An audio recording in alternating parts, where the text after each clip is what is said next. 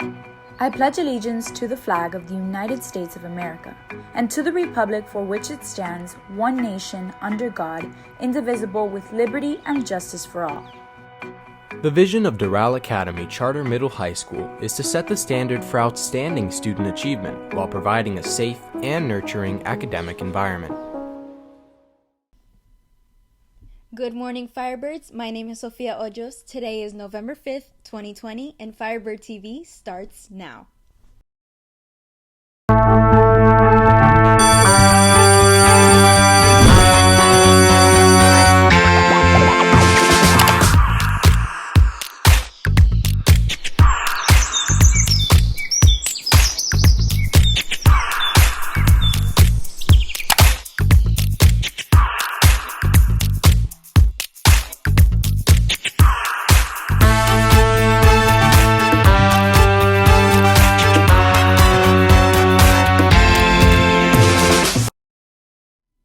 In national news, many across the nation are anxious for the final results of the 2020 presidential election. Although Biden is in the lead, some states are still in the process of getting their votes counted and receiving their mail-in ballots. In preparation, businesses across the country are boarding up their stores in case of the potential riots. In local news, Florida's health department reported an increase of over 4,000 COVID-19 cases on Wednesday, along with 32 more resident deaths. In 8 of the past 9 days, the state has announced that at least 4,000 new cases in Florida is now up to around 821,000 confirmed cases of COVID-19 and around 17,000 resident deaths. Now let's test your trivia knowledge on what went on today in history.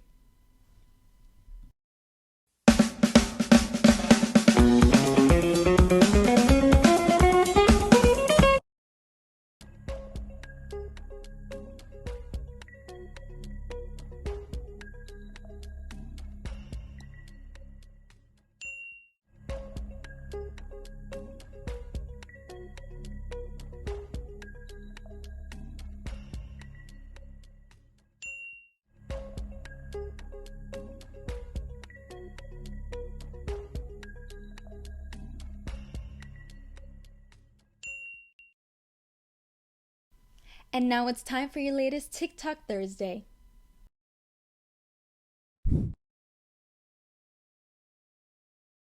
For the past few days, influencers have been displaying how much this year's changed them, using Miley Cyrus's cover of Heart of Glass, written by Blondie.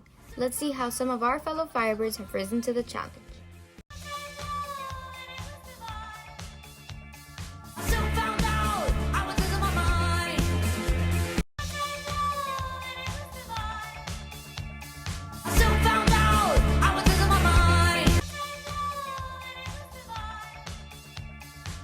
Signing off from Firebird TV, I'm Stephania Costa. One of our fellow Firebirds has an inside scoop with a well-known sports journalist, Christine Brennan. Here's Leira Garro with the story.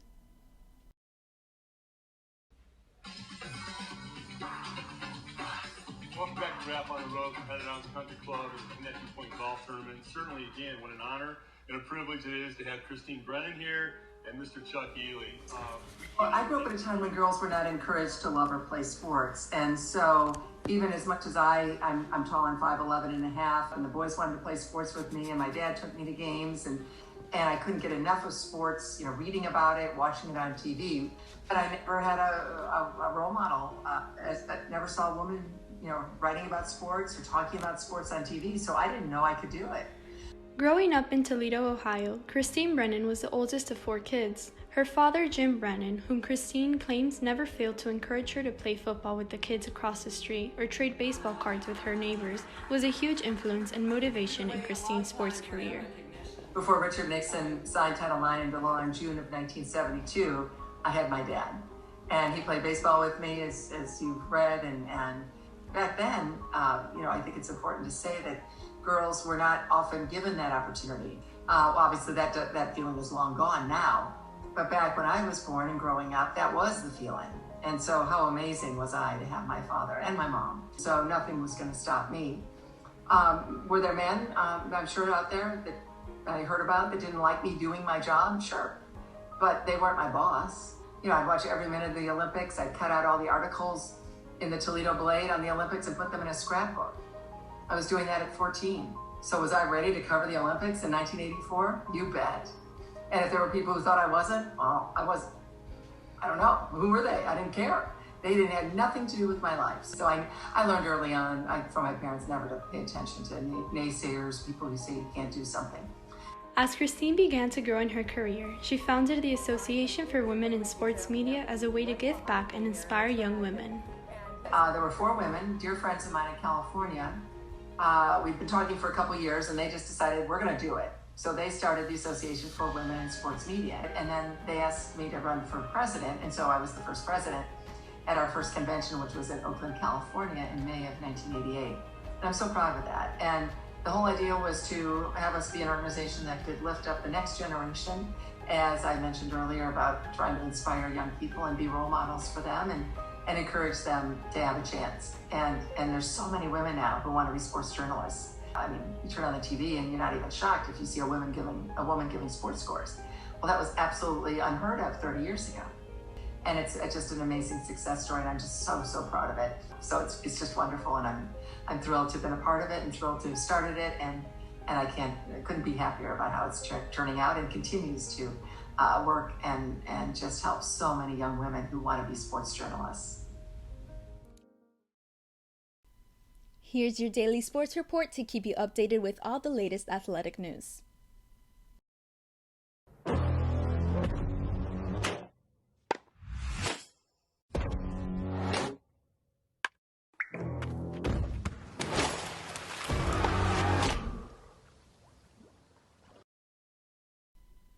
There will be a dual meet for the varsity boys swimming team with Hialeah Gardens today. Warm-ups will begin at 12:30 p.m. States will be tomorrow at Sailfish Water Park in Stuart, Florida at 9 a.m. The Firebird swimmers that are qualified for the individual events are Sahara Idler, Sofia Diaz, Juan Mora, Juan Comer, and Sebastian Pacheco. Good luck, Firebirds! Regionals will be occurring this Saturday at Northport High School.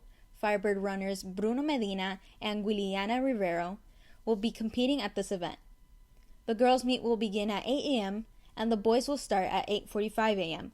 Good luck, Firebirds! And now it's time for your daily announcements.